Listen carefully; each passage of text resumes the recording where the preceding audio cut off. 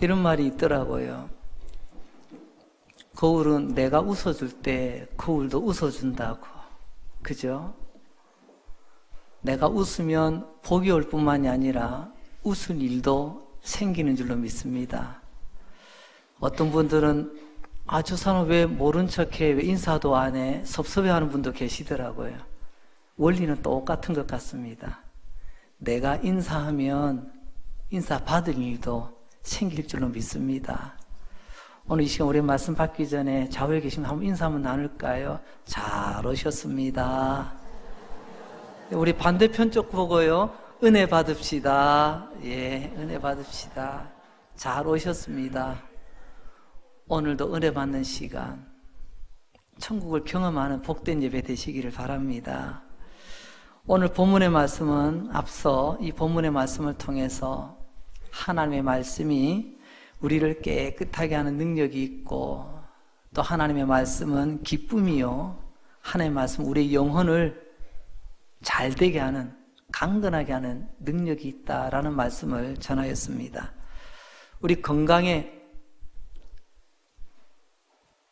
지표는 가장 간단한 게 입맛 아니겠습니까? 입맛.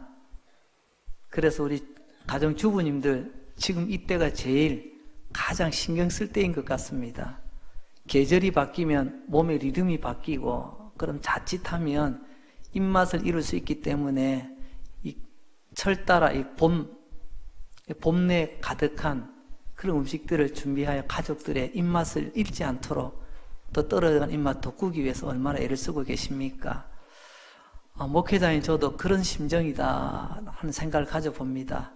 때마다 우리 성도들이 말씀의 맛을 잃어버리지 않도록 나의 부족함을 하나님께 아뢰며 은혜를 구합니다. 오늘도 이 말씀이 사랑 우리 성도들의 영혼의 입맛을 쫙 당길 수 있는 그런 귀한 시간 우리 하나님께서 만들어 주실 줄로 기대합니다.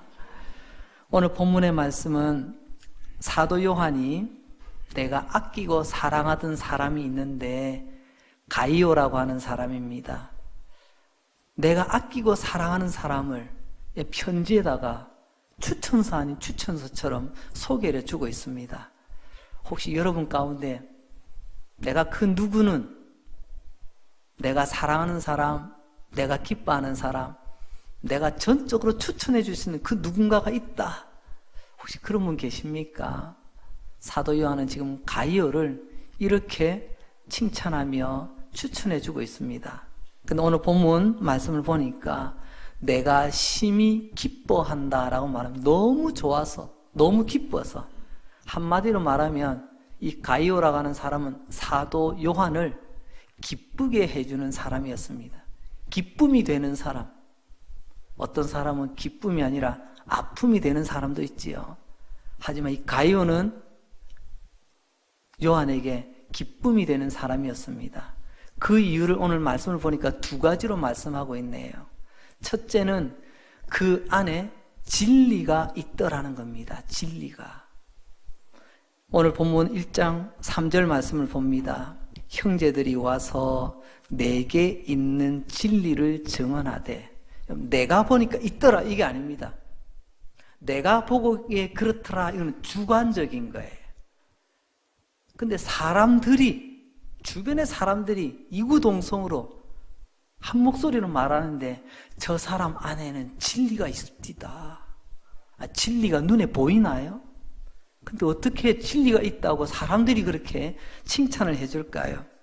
성경은 우리에게 가르쳐 줍니다. 요한복음 1장 17절 말씀, 은혜와 진리는 예수 그리스도로 말미암아 온 것이라. 이러면 은혜와 진리는 예수 그리스도입니다. 즉 다시 말하면 지금 가이오는 그의 삶 속에서 주변 사람들이 볼 때 예수님을 느꼈다는 겁니다. 그의 표정에서 예수님의 모습을 보며, 그의 말에서 예수님의 음성을 들으며, 그의 삶을 통해서 예수님의 흔적을 보여주었다는 거죠. 이게 진리가 안에 있는 사람의 모습입니다. 그리고 또 예수님께서도 이렇게 말씀하십니다. 요한복음 14장 6절입니다. 내가 곧 길이요, 그리고요 진리요 생명이다. 다시 말하면 예수 잘 믿으면 교회 열심히 오래 다니는 게 아니에요. 예수 잘 믿는다고 하는 것은요, 예수님이 나타나는 것입니다. 내가 예수 잘 믿는 그 근거를 어디다 두죠? 나 이래봬도 모태신앙이야. 나 이래봬도 이 교회에 내가 원조야, 원조. 이게 아니에요. 오늘 이 가이오를 향한 사람들의 평가를 보세요. 저 사람을 보니 진리가 보입디다. 그 말은 곧 뭐라고요? 그 사람은 은혜 안에 머물고 있으며 그 사람은 진리의 본체 되시는 예수님의 가르친 대로 살아가고 있습니다. 저 사람을 보니 예수님을 만난 것 같습니다. 이런 칭찬의 소리가 자자했다는 거예요. 그렇습니다. 진리를 갖고 있다라는 말은요, 알고 있다는 말하고 다른 겁니다. 여러분, 아는 데서 끝나면 뭐가 되는 줄 아세요? 아는 데서 끝나면 마귀 됩니다. 마귀는 귀신같이 알거든요. 여러분, 아는 믿음에 속지 마시기 바랍니다. 야, 저 사람 이거 참 잘 알던데, 참 똑똑하던데, 참 말 잘하던데, 속지 마시기 바랍니다. 여러분, 오늘 말씀을 보세요. 그 안에 진리가 있는가를 보라. 여러분, 그 사람 모습을 통해서 예수님을 느끼셨나요? 예수님을 보았나요? 예수님의 음성을 들었나요? 그럼 그 사람은 진리 안에 있는 사람입니다. 여러분, 그 안에 진리는 없고 아는 것만 가득 찬 사람들은 여러분, 만나면 만날수록 어떻게 될까요? 진리가 있는 사람은 만날수록 더 기뻐요. 다음 만남이 기대가 되고요. 근데 진리가 없는 사람은요, 죄송합니다, 진리입니다. 처음에는 괜찮았어요. 시간이 갈수록 진리가 아니고요, 사람을 질리게 만든다니까요. 자꾸 피하게 돼요. 왜요? 예수님을 못 느끼거든요. 그러니까 내 영혼이 자꾸만 지쳐갑니다. 내 영혼이 상처를 입어요. 그러니까 어떻게 됩니까? 기뻐할 수도 없고 칭찬할 수도 없고 추천해 줄 수도 없다는 것입니다. 진리. 사람들은 보통 진리하면 굉장히 공부를 많이 하든지 오래 돌을 닦든지 뭐 몇십일 동안 금식 기도를 하든지 뭔가 특별한 게 있어야 이 진리가 담기는 줄 압니다. 근데 놀라운 것은요, 진리는 간단 명료합니다. 진리는 간단 명료해요.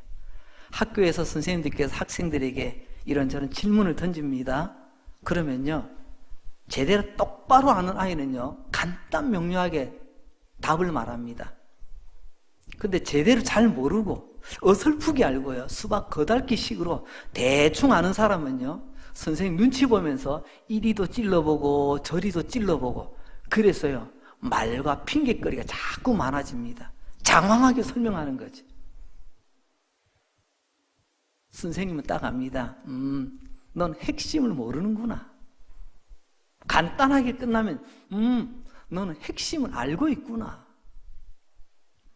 그렇습니다. 오늘 하나님께서 우리에게 말씀하시는 진리는 간단하고 명료합니다.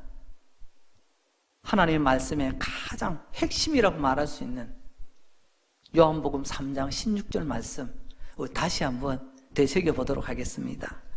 하나님이 세상을 이처럼 사랑하사 독생자를 주셨으니 이는 그를 믿는 자마다 멸망하지 않고 영생을 얻게 하려 함이라.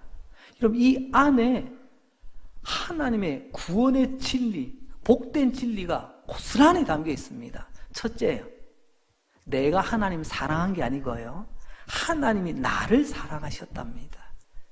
이게 은혜 아닌가요? 내가 어떻게 해서가 아니고요, 하나님 이런 나를 사랑해 주셨다니까요. 그것도 말로만 한 게 아니고요, 하나님 사랑하는 아들 예수님을 나의 죄 때문에 이 땅에 보내 죽이기까지 사랑해 주셨다니까요. 그리고 우리를 죄 가운데 사망, 멸망이 아니라 그 예수님을 믿음으로 영생을 주시기로 우리 하나님은 작정하셨습니다. 여기에 우리가 바른 믿음으로 반응하면 하나님 이 약속이 나의 것이 될 줄로 믿습니다. 예수님께서 십자가에 못 박히시기 전에 붙잡혀 가셔서 신문을 당하십니다. 당시 로마에서 위임장을 받아온 총독이라고 하는 사람이 있습니다. 위임받아 그 지역을 총감독하는 사람, 그래서 총독이에요. 빌라도입니다. 그때 당시는. 그 예수님을 붙들어 놓고 무심결에 던진 질문이 하나 있습니다. 진리가 무엇이냐? 그가 왜 물어봤을까요? 니고데모처럼 진리에 목말라 찾아온 게 아닙니다. 지금 조롱하고 있는 거죠. 아니, 너의 목숨이 내 말 한마디에 달려있는데 네가 말한 그 진리가 뭐냐? 그 진리가 너를 살릴 수 있겠냐? 난 너를 살릴 수 있는, 죽일 수도 있는 그런 권세가 있는 사람인데, 그래, 그 진리가 뭐냐라고 지금 비아냥거리며 예수님께 물어봅니다. 그리고 나중에는요, 일은 다 만들어 놓고 나는 책임 없는 것처럼 뒤로 슬그머니 물러나면서 손을 씻습니다. 나는 이 일에 아무 책임이 없다. 그렇지만 우리는 오늘도 예배를 드리면서 신앙 고백을 하면서 빌라도의 그 행위가 가장 악한 행위였다는 것을 우리는 하나님께 고발하였습니다. 주님 앞에 오시는 그날까지 빌라도의 그 행위를 우리는 잊지 않을 것입니다. 진리를 모르면서 권력을 휘두르며 나중에 그가 왜 강도 바라바가 아니고 예수님을 사람들에게 내주었을까요? 성경은 이렇게 그를 고발합니다. 민심이 날까? 밀란이 날까? 즉 사람들의 마음 때문에 진리에 눈 감아버린 사람, 그가 빌라도입니다. 저는 이 표현을 이렇게 다듬어 봅니다. 진리에 대해서보다 실제적인 이 진리에 눈이 밝았던 사람, 그가 빌라도입니다. 겉으로 보면 똑똑하죠. 지위도 있죠. 힘도 권력도 있지요. 하지만 그가 했던 행위는 예수님을 못 박으라는 것입니다. 여러분, 진리는 때와 상황에 따라 흔들리는 것이 아닙니다. 요즘 한간에 이런 이야기들을 자주 듣습니다. 그때는 맞고 지금은 틀렸다. 아마 들어보셨을 거예요. 그거는 진리가 아닙니다. 어떤 일을 처리함에 있어서 이런 방법 저런 방법이 있겠죠. 방법론에는 차이가 날 수가 있습니다. 그러나 진리는 그때 맞다면 지금도 맞아야 되는 거예요. 오늘 맞다면 내일도 맞는 것, 이게 진리입니다. 어제는 예수 잘 믿었는데 오늘은 뭐 별로예요. 이건 진리 안에 거하는 삶이 아니죠. 어제도 예수의 모습이었다면 오늘도 예수의 모습이 나타나야 되며 내일도 예수의 모습이 나타나는 그 사람이 진리 안에 있는 사람, 진리에 속한 사람 아니겠습니까? 이런 한결같은 믿음 안에 속한 사람들 되시기를 주의 이름으로 축원합니다. 두 번째로 사도 요한이 왜 이 가이오라는 하는 사람을 기뻐할 수밖에 없었는가? 그것은 이 진리를 가지고 있을 뿐만이 아니라 이것을 드러내는 행함으로 나타내는 삶을 살았다는 것입니다. 진리를 가지고 있더라도 그 진리 따라서 살지 않는다면 무슨 소용이 있겠습니까? 요즘 보니까 삶에 윤택함이 넘쳐서 각 가정마다 냉장고를 열어보면 좀 냉동실로부터 음식들이 꽉꽉 차져 있습니다. 근데 놀라운 것은요, 재료가 많다고 그 집의 음식이 맛있느냐? 그건 또 아니더라고요. 어떤 사람이 음식을 맛있게 할까요? 그 음식을 자주 다루어 본 사람이 음식의 맛을 낼 수가 있습니다. 재료의 성질도 알고, 이렇게 보니까 이렇던데, 이건 먼저 해야 되는데, 이건 좀 작게 좀 해야 되는데, 얇게 해야 되는데, 불을 세게 약하게. 자주 다루어 본 사람이 음식도 제대로 만들 줄 알아요.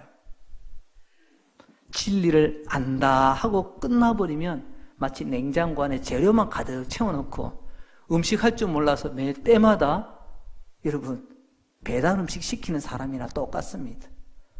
밖에 나가면 자랑합니다. 우리 집에도 이런 거 있어. 이런 거 있다고. 근데 정작 식탁에는요, 배달 음식만 가득가득 쌓이는 거. 이 얼마나 참 우스꽝스러운 모습입니까? 그래서 사도 요한은 오늘 본문 1장 4절에서 이렇게 말씀합니다. 진리 안에서 행한다 함을 듣는 것보다 더 기쁜 일이 없도다. 잘 보세요. 진리를 알아서 기쁜 게 아니고요. 그 진리 안에서 행한다. 진리를 삶으로 살아내는 그것이 사도 요한을 너무너무 기쁘게 만들었어요. 사도 요한의 이 기쁨을 부족하지만 목회자인 저도 때로는 이 기쁨이 있기 때문에, 이 보람이 있기 때문에 이 사역을 감당하는 겁니다. 마른 막대기 같은 이 부족한 사람을 통해서도 외쳐진 그 말씀 안에 성도들이 그 말씀을 받아 말씀으로 살아보려고 애쓰는, 말씀으로 살아내려고 몸부림치는 그런 귀한 영혼의 반응들이 있을 때 여러분, 목회자로서는 기쁘기도 하고 참 이 귀한 사역을 내가 감당하고 있구나 보람도 느끼게 되는 거죠. 사도 요한은 그걸 누렸습니다. 진리 안에서 거하는, 복음을 전하였는데 그 복음 안에서 그 가이오가 지금 살아가고 있는 모습. 그래서 성경은 성도란 진리를 따라서 살아야 된다는 것을 누누이 강조하고 계십니다. 로마서 2장 13절 말씀을 보면 하나님 앞에서는 율법을 듣는 자가 의인이 아니요 오직 율법을 행하는 자라야 의롭다 하심을 얻으리니. 오늘 이 말씀을 예배드리는 우리에게 예배로 한번 적용해 볼까요? 하나님 앞에서는 예배를 잘 드리는 자가 의인이 아니요 나는 주일 성수 칼같이 지킵니다. 나는 예배를 내가 몇 년째 드리는지 몰라요. 이게 아니더라니까요. 오직 예배 드린 대로 행하는 자. 예배가 뭐예요? 하나님 앞에 나와 하나님께 드리는 예배잖아요. 우리가 말이나 일이나 우리의 모든 것이 죽게 하듯 살아가야 돼. 삶의 예배가 없는데 어떻게 하나님 앞에 우리가 의롭다고 하나님 칭찬을 기다리겠습니까? 진리를 알고 있더라도 내가 믿는 대로 삶으로 드러나지 않는다면 기쁨이 아니라 그것은 아픔이요, 그것은 하나님의 슬픔이 될 것입니다. 예수님께서도 말씀하시죠. 야고보 사도가 하신 말씀이 있네요. 1장 22절에 보니까 너희는 말씀을 행하는 자가 되고 듣기만 하여 자신을 속이는 자가 되지 마라. 말씀대로 믿으시기 바랍니다. 예배 드린 것으로 끝내지 말고 예배 드리고 끝났다 하지 말고 그는 자기를 속이는 거래. 예배 가운데 드려진 내 믿음의 고백처럼 들은 말씀처럼 말씀을 행하는 자, 예배 드린 대로 살아가는 자, 그 사람이 정직한 자요, 칭찬받는 사람. 예수님 말씀하시죠. 마태복음 7장 21절입니다. 나더러 주여 주여 하는 자마다 다 천국에 들어갈 것이 아니요 다만 하늘에 계신 아버지의 뜻대로 행하는 자라야 들어가리라. 주여 주여 목소리 크게 기도해서 천국 간다면 목이 찢어지라고 하세요. 차라리 창하는 사람 득음하듯이 폭포 아래 가서 피를 토하듯이 그렇게 질러대시기 바랍니다. 근데 우리 주님 놀랍게 말씀하시네요. 목소리의 크기가 아니라 아버지의 뜻대로 행하는 자가 천국에 들어간다고 말입니다. 기업은 이익을 남기기 위해서 존재합니다. 물론 범죄 행위, 지탄받아 마땅한 비윤리적인 행위를 해서는 안 되겠지요. 정당한 땀과 수고와 노력 가운데 합당한 이익을 얻기 위한 행위, 기업의 당연한 본분일 것입니다. 근데 만성 적자, 작년에도 적자, 올해도 적자, 보니까 내년에 더 적자 날 것 같아. 이런 기업은 존재할 이유가 없는 거예요. 뭔가 빨리 다른 방법을 강구해야만 합니다. 요즘 보니까 각 스포츠 운동을 위해서 팀들이 많이 구성이 돼 있더라고요. 프로팀들도 있고, 때는 대학에서, 때는 기업에서, 어쨌든 지역에서, 그래서 프로팀, 때는 실업팀, 많은 팀들이 있습니다. 그 팀들이 가서 물어보세요. 이 팀이 왜 존재합니까? 아이고, 몰라서 그렇습니까? 우리는 참가하는 데 의의를 둡니다. 참가하는 데 의의를 두는 운동팀은요, 내년에 그 팀 없습니다. 참가하는 데 의의를 두는 팀에게 누가 후원하겠어요? 어떤 뛰어난 선수가 거기 와서 뛰려고 하겠습니까? 가끔 선수들이 이제 다른 팀으로 갈 수 있는 기회가 주어졌을 때 어떤 팀으로 가기를 원합니까? 물어보면요, 우승 가능성 있는 팀으로 나는 가기를 원한다. 이기기를 원한다는 거죠. 승리하기를 원한다는 거죠. 다 존재 이유와 목적이 있습니다. 그러면 교회는 왜 있습니까? 교회가 있는 이유, 그것은 첫째로 하나님께 예배 드리는 것 아니겠어요? 그래서 우리는 부름받은 예배자들입니다. 오늘 우리는 하나님의 부르심 가운데 예배를 드리고 있습니다. 그리고요, 거기서 끝이 아니잖아요. 훈련받고 세상을 향해 나가 이런 복음의 증인으로 살아가는 것입니다. 하나님의 말씀을 삶으로 살아내는 것입니다. 이게 건강한 성도입니다. 이게 영혼이 잘 되는 성도예요. 이런 성도를 사도 요한이 기뻐했던 것처럼 하나님도 기뻐하시고 이런 성도들을 교회도 기뻐하는 것입니다. 예수님께서 가르쳐 주신 우리의 본분, 그것은 빛이요 소금 아니겠습니까? 빛을 내는 전구가 있습니다. 전구가 아무리 화려하고 아무리 비싸고 아무리 멋져 보이면 뭐합니까? 불이 안 들어오는데. 소금 덩어리 아무리 크면 뭐합니까? 이번에 성지답사를 통해서 사해라는 곳을 가보았어요. 그야말로 지천에 소금밭이더라고요. 소금밭. 거기서는 소금 가지고 아예 그 지역에 경제 활동을 하고 있더라고요. 소금이 안 들어간 데가 없어요. 입에 들어가는 것부터 시작해서 몸에 바르는 것들로부터 시작해서 뭐 의료용 참 소금이 다양하게 쓰여지는 것을 보았습니다. 그런데 여러분, 등불은 불이 들어와야 존재 이유를 밝히는 것이고요. 소금은 맛이 나야 되는데 소금이 맛이 나려면 어떻게 되죠? 녹아야 됩니다. 녹아야. 근데 간혹 그런 경우가 있지요.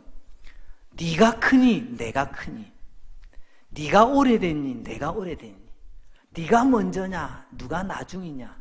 이건 언제 갈라진 줄 압니까? 덩어리로 있을 때 갈라집니다. 덩어리는 구분할 수가 있거든요. 큰 덩어리 작은 덩어리, 간수가 빠진 오래된 소금, 간수가 배어있는 햇소금, 다 구분이 되거든요. 그러나 녹으면 크고 작음이 없어요. 위아래도 없습니다. 그래서 저는 생각해 봅니다. 우리 안에서 네가 크다 내가 크다, 네가 먼저다 내가 먼저다, 그건요 나는 아직까지 소금 덩어리다는 표현입니다. 혹시 내 안에 그런 마음이 들면 아하, 내가 아직도 덩어리구나, 녹아지지 않았구나. 혹시 주변에서 그런 내용을 가지고 그런 이야기로 불만을 하시는 분들이 계시다면 지혜롭게 권면해 주시기 바랍니다. 보세요, 당신 아직도 소금 덩어리네, 아직도 안 녹았네.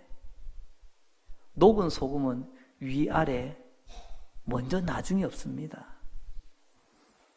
녹지 않은 소금들이 굴러다니다 보니까 서로에게 긁히고 상처 주고 불편하고 분쟁, 다툼, 시기, 질투 이런 게 일어나는 것 아니겠습니까?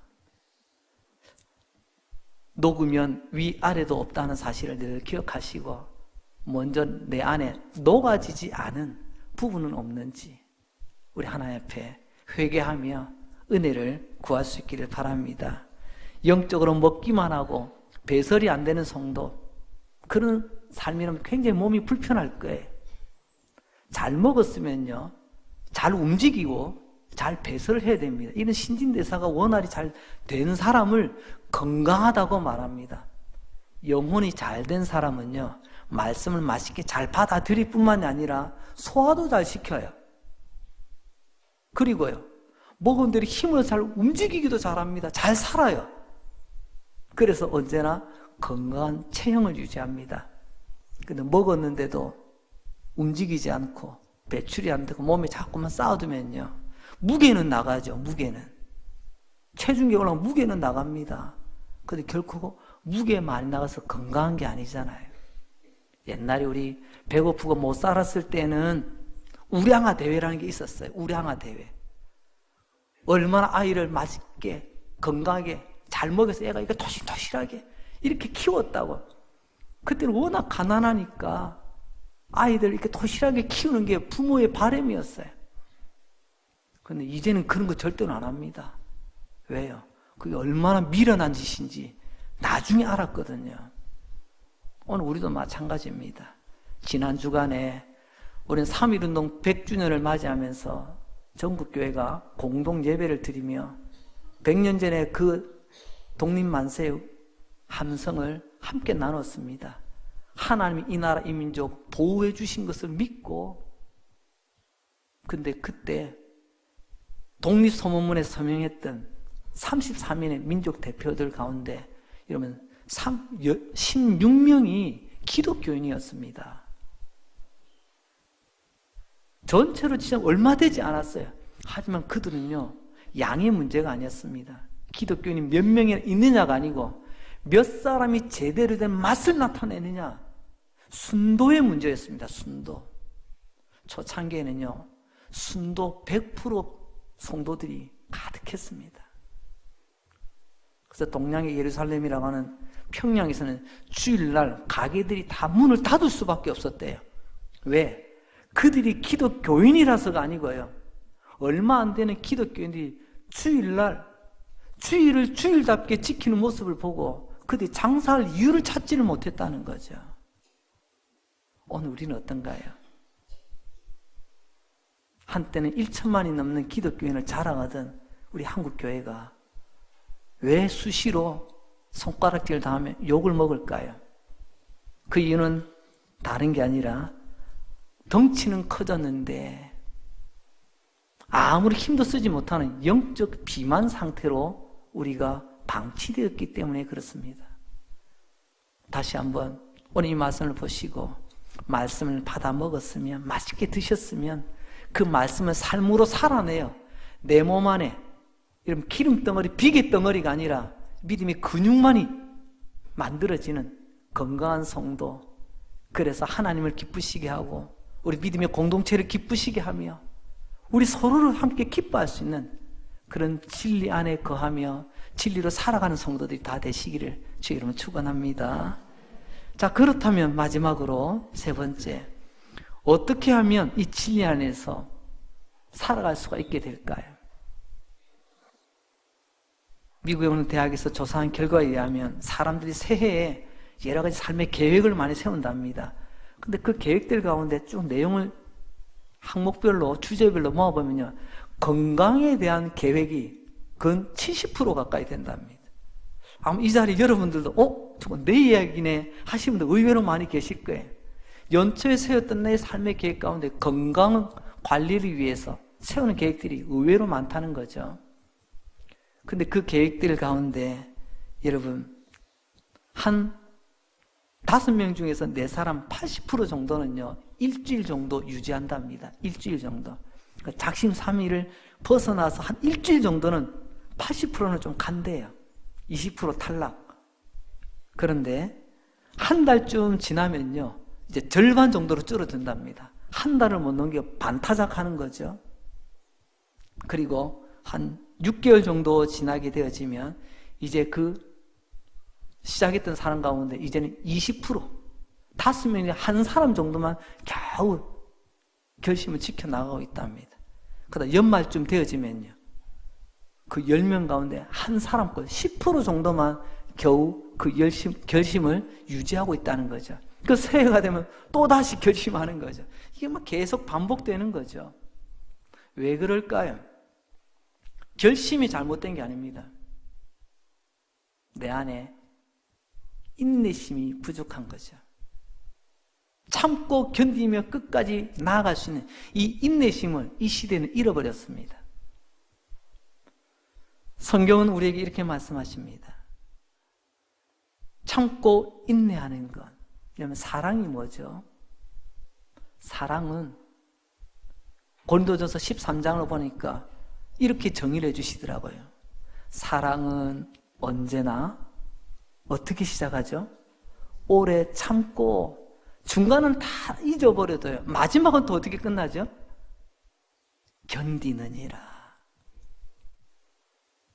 이게 하나님께서 우리가 가지고 있는 사랑의 정의입니다. 좋아하는 것, 내 취향, 이게 사랑이 아니에요.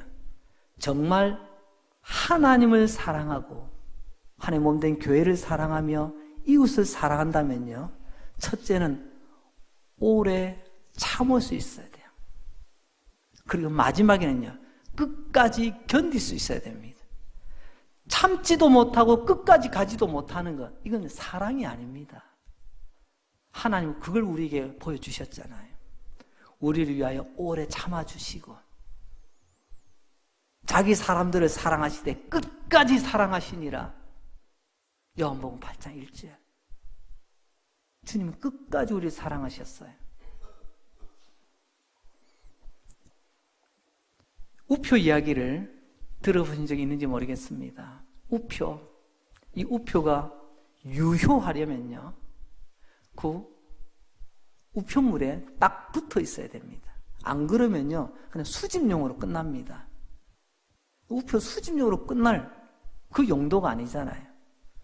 우표는 우표물에 딱 붙어서 보내는 사람의 손을 떠나서 도착한 때까지, 이때까지 우표로서의 기능이 살아있는 겁니다.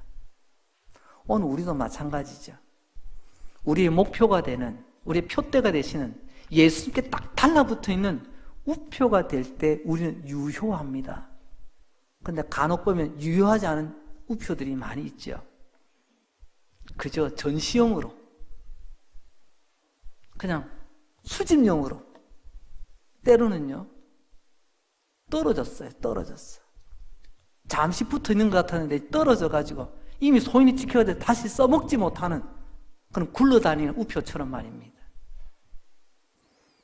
우리는 우표물이 목적지에 배달 때까지 꼭 붙어있는 믿음의 인내가 필요한 줄로 믿습니다. 이제 영상을 하나를 잠시 보려고 합니다. 어느 부부의 이야기예요.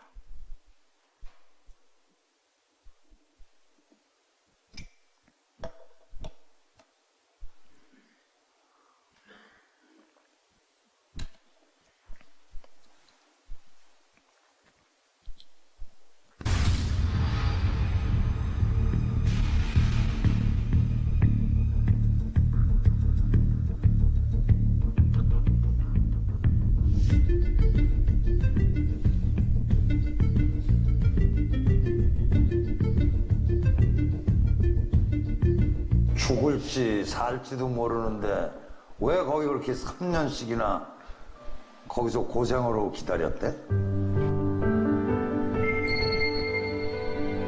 사고 딱 났는데 첫날 막 수술하고 중리산에서 이제 뭐 오늘이 마지막 내일이 마지막 막 이런 거 나누고 있고 막 우왕좌왕 사람들 하는데 나 할머니는 수술방 침대 이렇게 쪽 침대 있죠? 그 침대에 앉아서 그냥 울고 계시고 할아버지가 저기서 오시는데 걸음을 못 걷고 오셔갖고 서 있는데 벽에 이렇게 세워드렸는데 소변을 줄줄줄줄줄줄 누시는 거예요. 그거 이러고 보다가 놀랐어. 순간 이 두 분은 내가 책임져야 되는 사람이구나. 이덕화 죽으면 아무도 없는데 형님 계시다고 그래도 이 두 사람은 이덕화가 죽으면 그다음에 이 할머니 할아버지를 누가 책임질까 생각이 있지. 그럼 병원에를 그냥 뭐 입원해 있듯이 조용히 있었냐. 아침에 비명으로 시작해서 비명으로 끝나는 거를 그건 한 10개월 이상, 그 마치 1년 가까이.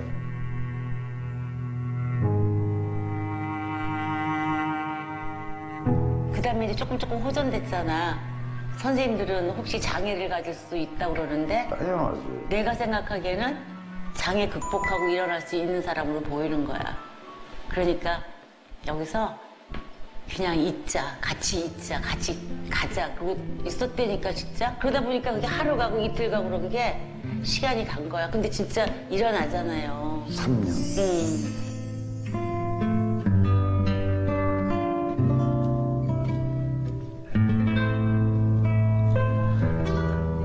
그래서 고마워.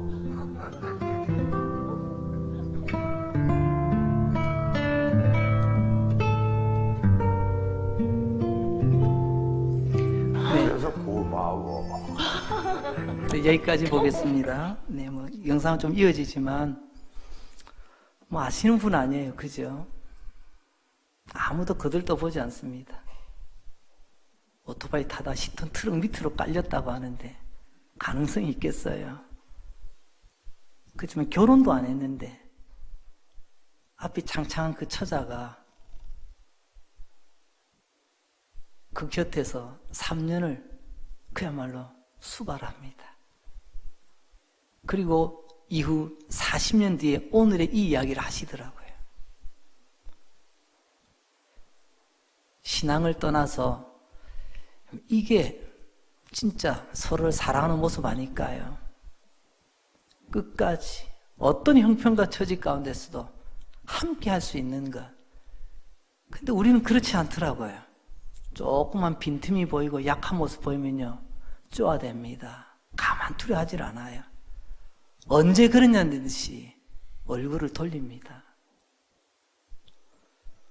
오늘 우리는 사도 요한이 기뻐했던 한 사람, 성경 말씀 가운데 보았습니다.